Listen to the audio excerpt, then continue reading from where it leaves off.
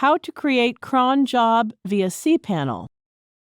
Cronjobs help in reducing routine administrative works. They are a series of tasks that the system runs from a script file. These tasks are run repeatedly at the time or interval you set in your Cronjob. Let's create a Cronjob. Log into your cPanel account and you will be on this page. Scroll down to the Advanced section and click the Cronjobs. Scroll down to the Common Settings menu. Here you can set the time interval for your Cronjob as per your requirements.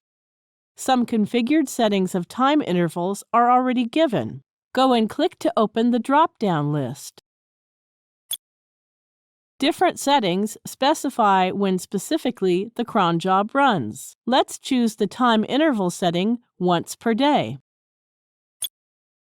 Notice that the system automatically populated the text boxes given below. The Cronjob will run at the beginning of an hour at 12 a.m. every day.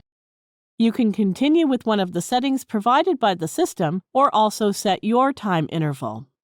Suppose you want the task to complete at 9:30 a.m. every Monday. Let's fill in the customized time settings. Now enter the command you want to run in the command field. You must fill in the exact command in the box to run the Cronjob. Now click Add New Cronjob.